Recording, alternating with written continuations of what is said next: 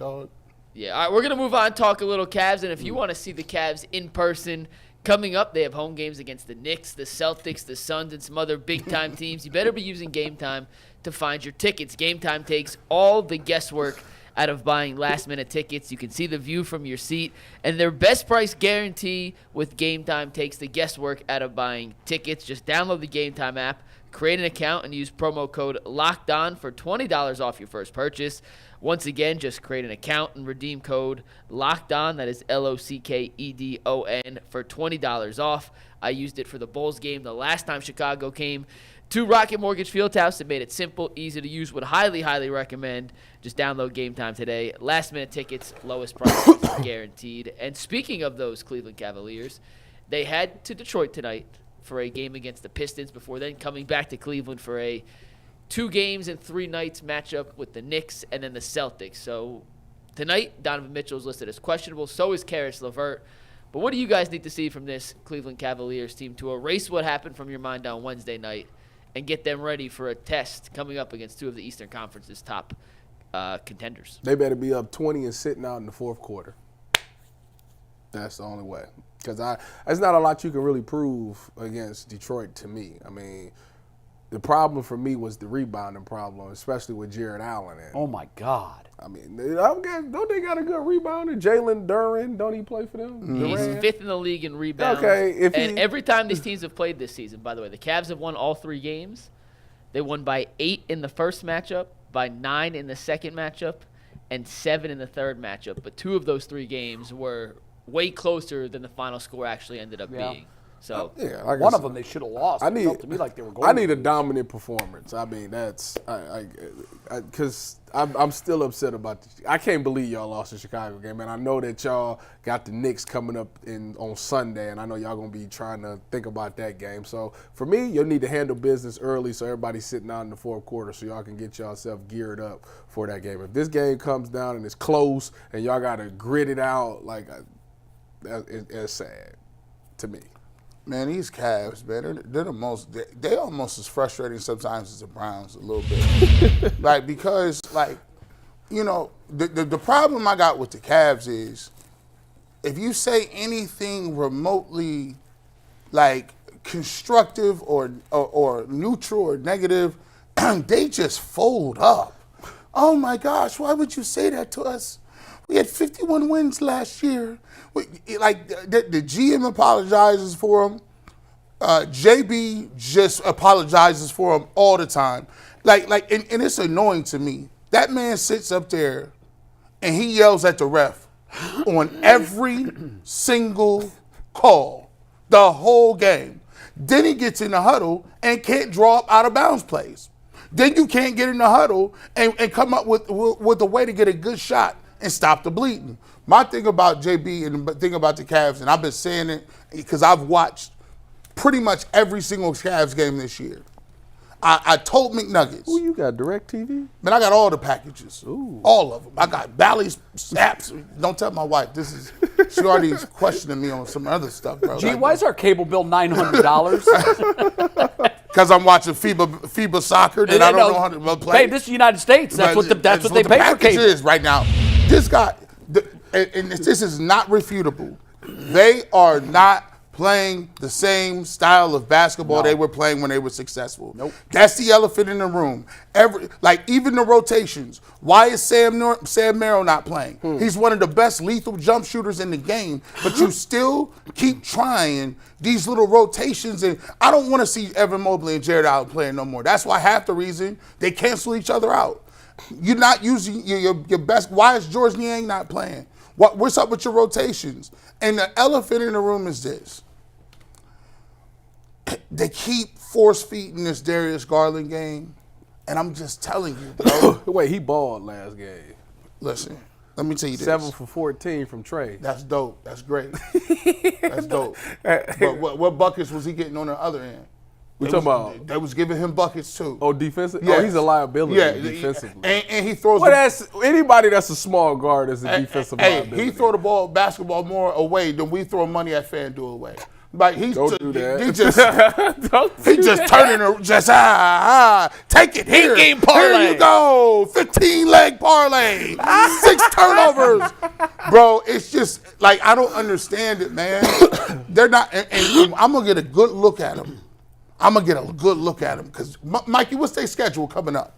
Well, the two Coming after up. Detroit are really good. Yeah, so you Boston have and Detroit Knicks. tonight. Yep. Then they're home against New York The Knicks on first, Sunday. and then Boston. Home then the against Suns. Boston. Woo! Then they hit the road and take on Atlanta. Woo! And then a 3-game home stretch where they welcome Minnesota, Brooklyn, and Phoenix. And then it's not done yet. Then they hit the road, New Orleans, Houston, Indiana, Miami, Minnesota, Miami. To close So the out next month. 12 games are going to be a real yardstick. We're going to Yes. learn a lot between today We're gonna figure out what March day is, Jay. 24th. We're going to We're learn. gonna figure out. After them Gee, 12 games, he better know his rotation. I couldn't be more in line with your thinking. When the Cavs were in the midst of their best basketball that we've seen in years, it was Mobley and Garland on the bench. They were out with injury. Yep. And we kept saying, well, they're doing this against mostly bad teams.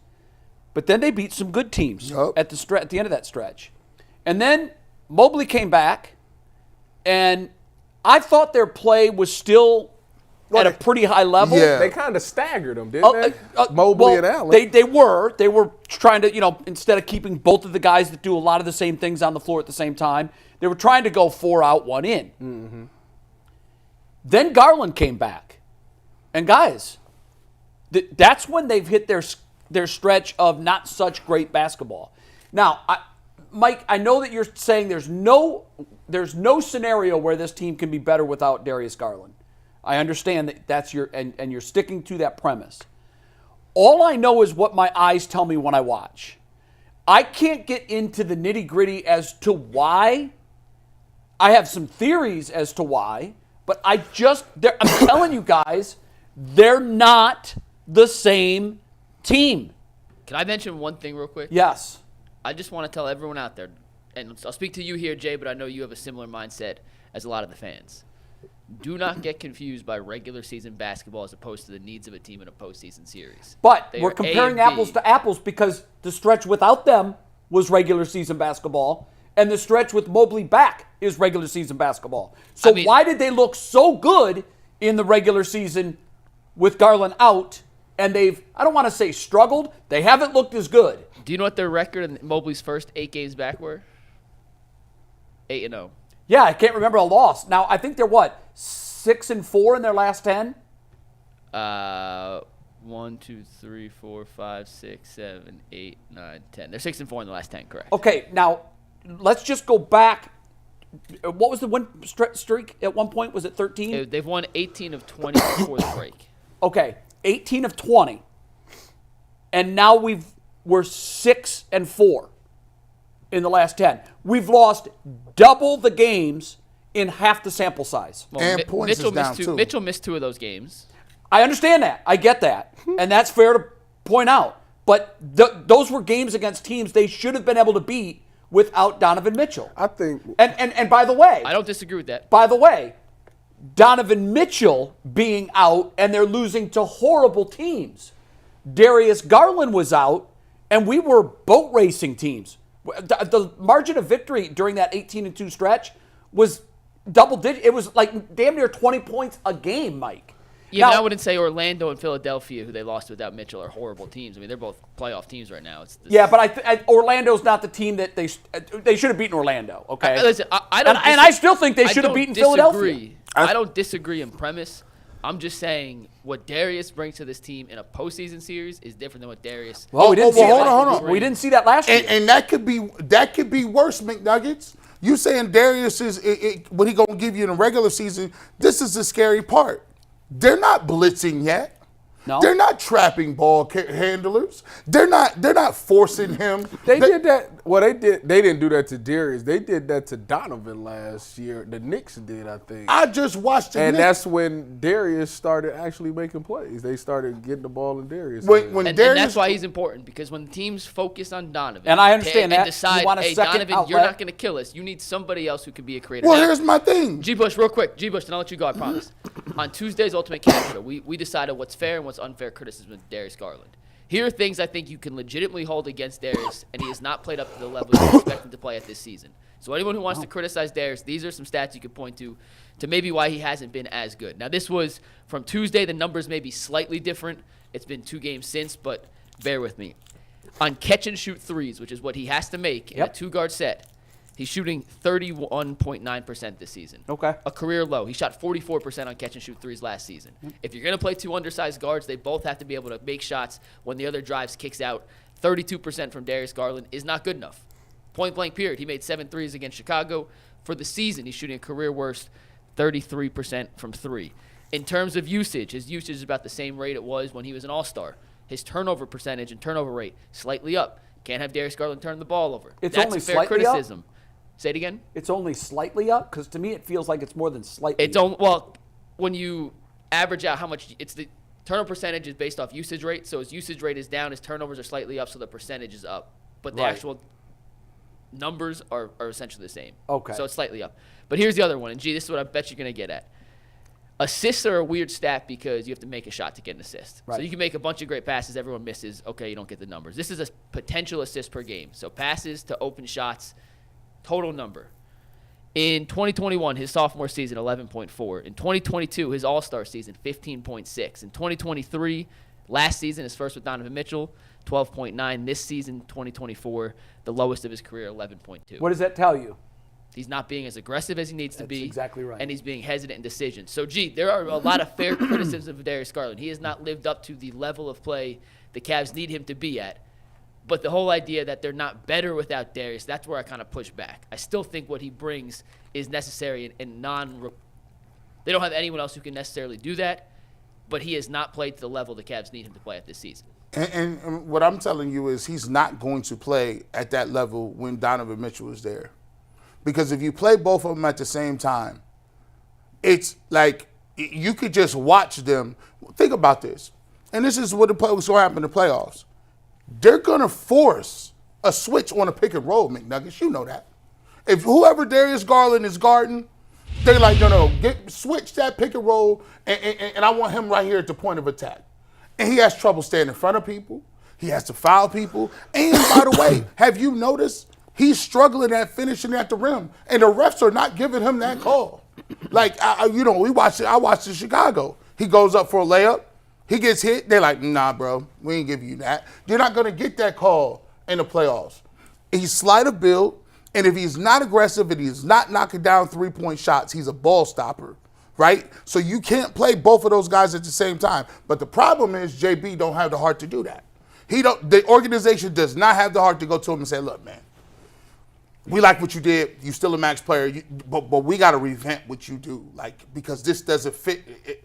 He pounds the basketball, and he plays ring around the rosy under the basket, and then when he gets trapped, he throws the ball and he gets tipped. He's too loose with the ball. My thing is this. A good coach, a solid coach, they do whatever they need to do to get it done. Tibbs would have been like, no, we gonna come sit by me real quick. JB, he's the dad that wants his kids to be his friends. He wants to be his friends. They want to go out and have fun. Guys' night out. No, them is your kids. At some point in time, JB gonna have to make some tough decisions and say, yeah, I like you, but guys, this is the way we're gonna play. And if you're not willing to play that way, you're gonna see your minutes diminish. That's just what it is. What it is. Well, he then, refuses to do who it. are you replacing Garland with then? So That's what in I a wanna situation where they're playing, we'll pick a team, Knicks, just for example, in a playoff series, and like they did last year, they blitzed Donovan on a pick and roll, forced them to give up and give it to someone else and play 4-on-3. Who would you rather Mike, have in that spot than Darius? Now that question is moot because the roster is what it is now. No, I know, and that's my point. I was bringing up that question before the trade, and what I was saying was before the trade deadline, and I at that point I had seen enough. I know what the best version of this Cavs team looks like. I know what it is, and it's not this current version. So what I was saying was, despite the fact that everybody's saying you're not going to trade him, you could have made a trade and got a boatload and got players that could have filled that role that weren't going to take up as much oxygen in the room and could still be a facilitator in this playoff scenario you speak of when teams start taking Garland away. And by the way, Allen and Mobley can step the hell up too. And that's valid. I just don't think you're getting the return for Garland I think you think you're getting. Why not? He's an undersized, often injured, highly paid, middle-of-the-pack point guard. Well, he's overpaid. I'll give you that. But I still think he was a piece. He's a piece, but, me and G have talked about this. Darius Garland is a top 13 point guard in the NBA. Yeah, he's upper half, for sure. He gets paid a lot of money. He's injured often. He is kind of and the Cavs are a victim of his contract. Who's giving up right a winger a ton of assets for that? You asked me who do you want to see play? It's a very easy question. If I'm already going to give up something on a defensive end, Sam Merrill. I got Sam Merrill, who is not hesitating off that pick and roll McNuggets. Not Imani Bates? No. Listen, we talk real talk. G. Bush talking real talk today. If you messing around and you can't go, if you want to hesitate over the screen, I got Sam Merrill who will come off screens, and I got Max Strus in the corner, and I got Isaac Okoro in the corner. Isaac is shooting about 40% from the corner. Now I got spread guys out where you can't help off none of them. You can't help off none of them dudes. What do you say to that? Once again, if it's a standalone shot, yeah, Merrill's going to make it. But when they blitz Mitchell up top, you trust Merrill to go 4-on-3 as the lead ball handler in that situation, G? I trust Sam Merrill. I love Sam when Merrill. they He's give my him the favorite ball. Cav. Like I'm because being here's honest. the thing, McNuggets, when they swing it, the ball not gonna stick. See, if I got Darius Garland in the game, they swing it to him, he catch the ball. Guess what he gonna do first? Dribble. Well, he should be going forward. If it's Merrill and he swings to the corner, then the defense enough time to rotate back. Like it's an imperfect science. In a perfect world, Darius Garland at his 2022 or even last season level, 44% catch and shoot from 3, 13 potential assists per game. You slide that in with the improvement to Mobley and Allen. Yeah, but how do you get that back? I hope he's not doing confidence. that. I hope it's confidence. And Donovan came out. G, but at some point, they can't make any other moves. So this is what we're stuck with. No. Now you're stuck. Yeah, this is what you're stuck with. Now you're stuck. But what I'm saying, Darius McNuggets, gets back if to the somebody level has he was shown playing you, if somebody has shown you, I'm hitting Sam Merrill, I'm hitting 45% of my threes. I'm hitting mid-40s off the catch and shoot. If he's shown you that and Darius is struggling, you can't just keep going with Darius at certain points, hoping he gets his confidence back because you're losing games. He just hit 7 threes last game, so we'll see what he does tonight. He did play well last game. He just hit 7 threes. But here's what we're talking about. We're talking about what does this look like in the playoffs? That's the key. That's the key. Now, if it was me, I'd blitz Donovan Mitchell. I'd get the ball out of his hands, and I'd tell them, let Darius Garland beat us. And I'm putting a bigger body on him. New York is able to do that. They can have a bigger, more physical guard on him. They got length. A lot of these teams got length, and that's the thing that really hurts his ability to score and get to the basket. For me, I'm putting it all on his shoulders. I said, listen, we're not going to let Donovan beat us. Darius Garland going to have to hit for 40 a game. Mike, I understand what you're saying, and I do, and it does sound like we're just not a perfect science. Dumping all kind of over flawed, Darius Garland, and that's not really what we're doing. But the facts are what they are. They were 18-2 in a stretch where they were without, for much of that time, Mobley, and for I think just about all of that time, without Darius Garland.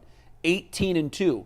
They're a miraculous 60-footer from Max Strus away from being 5-5 in their last 10. And furthermore, what I would do, and I know he's going to do this because we're getting close now. We're into March. JB needs to use the next 12 games, which is basically the next month. They got 25 left. Yeah, so it's half of what their remaining. Yeah. All of the teams that you mentioned in the next 12 are either playoff teams or they're in that mix. This is a great stretch to find out what lineup you're going to be able to go. Now, obviously, the other teams aren't playing it like they're playoff games, but I want to see them go 8-4 over their next 12 with good competition. I would hope so, yeah. I would hope so. If you were going 18-2 at one point without Darius Garland, I just think that teams can peak too soon. I'm not saying they did, but I like for teams, if you're going to have an 18-2 stretch, give me that at the end of the regular season. One last thing, we'll go to true and false, and I don't want to take anything away from 18-2. They beat a lot of bad teams. They did. Like a lot of bad teams. But, Mike, we talked about this. They were beating a lot of bad teams by 25 points. Oh, they boat raced. They beat in back-to-back games. They beat Washington by 39. The very next night, they beat Washington by 34. They beat the Nets by 20, the Bulls by 25, the Bucks by 40, the Hawks by 20, the Magic Bucks by 30. 40. Now, I know they mailed that one in, and Giannis didn't play. I mean, but they beat a hell of an good, impressive, solid team by 40 points. And They beat the crap out of them. Yeah, for boat me, race. just to put a little seasoning on it. To me, it's not about the wins and losses. To me, it's identifying a style of play that you can win with, and that is your identity. When you are trying to do the team approach, because the Cavs are trying to be a team approach, they're not going to go into that series with the best two players in that series.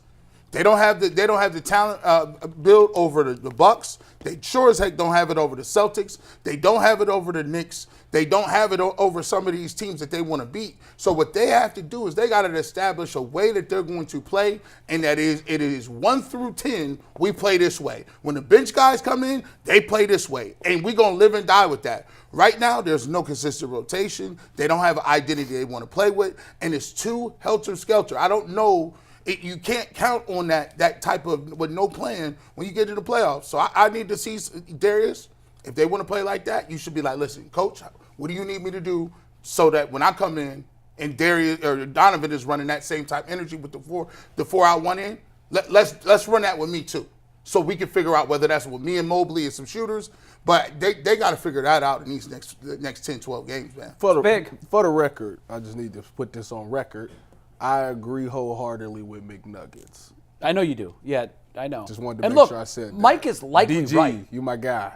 Mike is likely right. It reminds me of the debate that we were having 3 years ago when the Browns looked better and were winning without Odell Beckham. And there were fans saying, I'm sorry, this team's better without Odell Beckham. The numbers bore that out, but it defies logic. So, and I never subscribed to that theory, but I looked at it closely and I said, well, you can't deny that they're having more success when he wasn't there. Your coach has to get guys. That's what he's there for. He ain't there to just look cute on the sidelines. The coach is to get the best out of the individual players in a team atmosphere. So that's what they need to do. Find out a way to get Darius going. It's not up to Darius to just put himself back in the game and get it going. The coach is supposed to figure a way. Remember when Cavs used to play with Kevin Love and Kyrie, and they used to get the ball to Kevin Love the first quarter? Yep. They said K-Love is first quarter. Get involved. Get your money off. At closing time, they would give the ball to Kyrie and say, move out the way. Kyrie, the best closer we got. And LeBron would facilitate and keep him close in the middle of the game. That's the difference between a Ty Lue and a JB.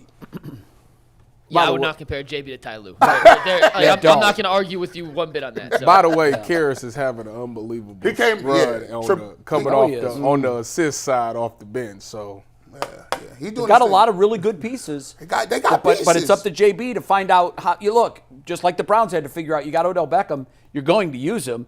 You have to find the way that you can most effectively use him. Yes. And I'm not sure the Browns ever figured that out. The Cavs better figure out how to effectively use Darius Garland. Because I know what you guys are saying. And I think Darius Garland is an incredible talent. I really do. I even feel dirty disparaging him and saying maybe the Cavs should have worked a deal for him if they could have. But what we haven't yet seen is how JB figures out how to use this incredible talent with all of the other incredible talent pieces he has. It's a good problem to have. He's had some time to figure it out. He's running out of time. He better figure it out by April. Very, very last point, then we'll get to true and false. Whatever you feel about the Cavs now, good, bad, and different, you're going to feel a different way in about 21 days. Yeah. You'll either be much stronger in your assertion this team's We're gonna know. Or you'll be like, damn, I was wrong, this team's really good. We're going to learn for sure the next month. We're going to know. So let's do this. As we sit on March 1st, I think you listed 12 games. On the 24th is the second time they So play let's do a Miami. Revisit of the Cavs record on Monday the 25th. On Monday the 24th, because I'll be 25th. here. Sunday's the 24th. So Monday the 25th. So Monday the 25th. That will follow this stretch of really difficult basketball against some good teams that will be in the playoffs. Let's revisit where they are. They went from 18-2 to 6-4. Let's see where they are after these 12. And I tell you, that will, I think, will set the temperature in the room for expectations going into the playoffs. 100%. If they're 6-6, I don't have high hopes. If they're 10-2, they figured something out. They'll prove something to us